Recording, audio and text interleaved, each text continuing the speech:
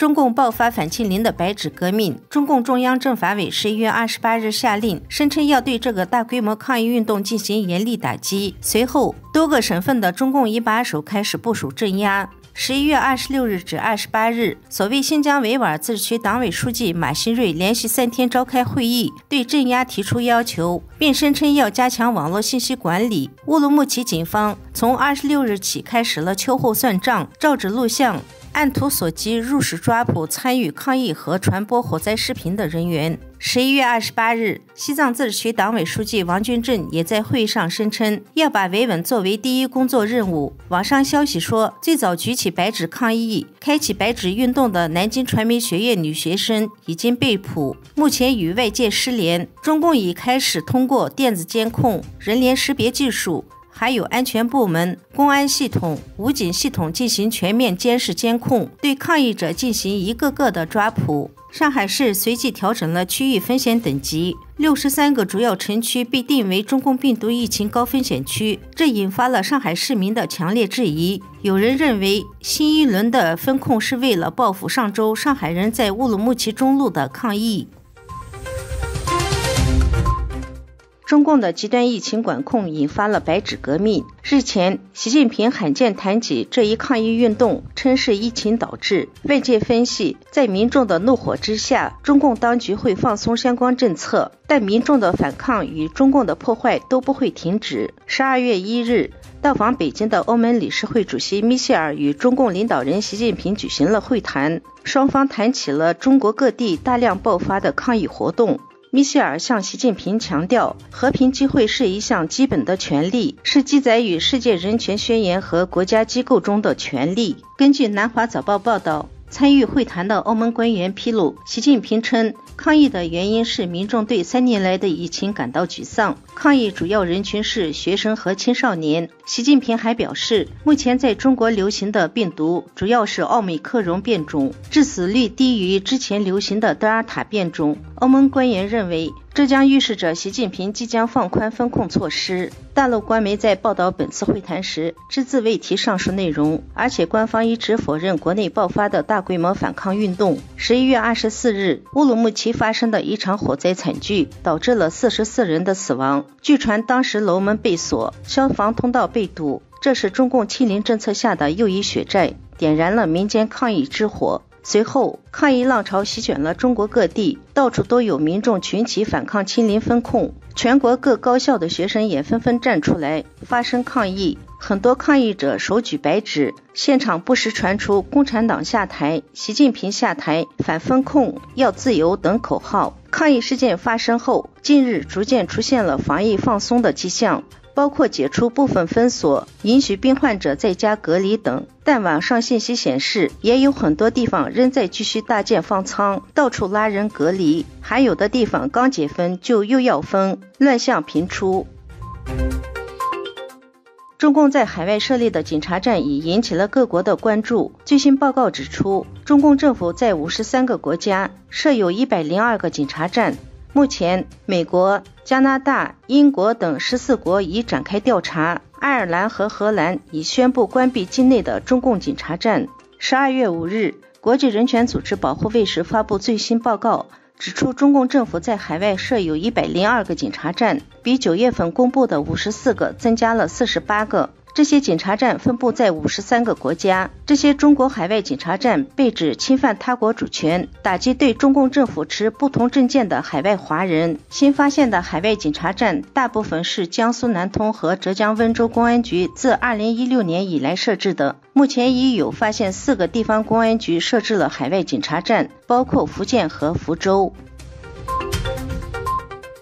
12月7日下午，中共官方发布了进一步优化防疫政策的新10条规定，无症状感染者和轻微病例一般居家隔离，不再对跨地区流动人员检验核酸证明和健康码等等。分析认为，放松管控只是权宜之计，中共借助清零手段控制人民是不可能会放弃。当天下午3点，中共国务院联防联控机制发布通知，出台了10条防疫新规定，要求各地不再按行政区域进行全员核酸检测，特殊场所以外不要求提供核酸检测阴性证明，不查验健康码，不再开展落地检，具备居家隔离条件的无症状感染者和轻微病例一般采取居家隔离。外界普遍认为，经历近3年严格的防疫后，官方做出政策转变，是因为最近在中共各地爆发的白纸革命，抗议者手举白纸反对清零风控政策，迫使当局转变态度。11月24日，乌鲁木齐一栋住宅楼发生了火灾，因极端的风控政策造成了至少44人的死亡。事件引发了中国各地的抗争运动，白纸革命迅速延伸至海外，多国华人及中国留学生集会声援国内的白纸革命抗争运动，高喊不要核酸要自由，共产党下台等口号。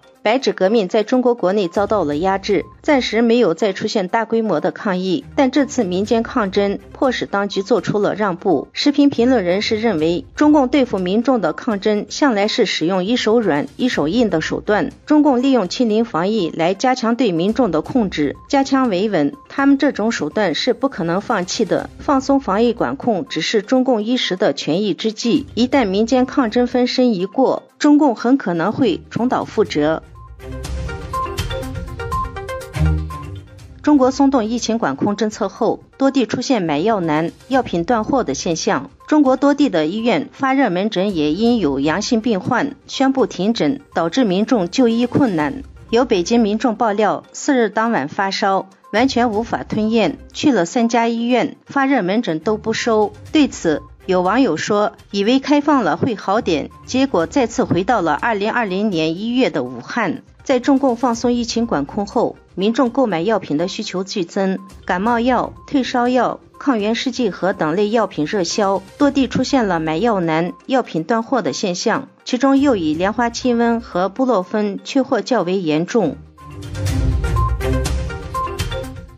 中国的医学专家们一夜之间突然就同时有了科学共识，表示奥密克戎毒力明显减弱，非常接近季节性流感，可防可控也可治。现在中国已经有50多个城市公布公共场所不再检验核酸证明。其实中共突然在全国范围内大规模宣布解封，难道只是白纸革命起效了吗？很多对中共的底细心知肚明的人，甚至是体制内人士也觉得不可思议，因为在中共的历史上，面对更大的反对浪潮，也从没有退后过半步。一位公安人员说，如果公安机关愿意，每个中国人都是有罪的。实际上，这次的退让，中共还有个难言之隐，那就是很多地方财政已经拿不出钱来防疫防控。一位广州市海珠区的公务员透露，财政真的是没钱了。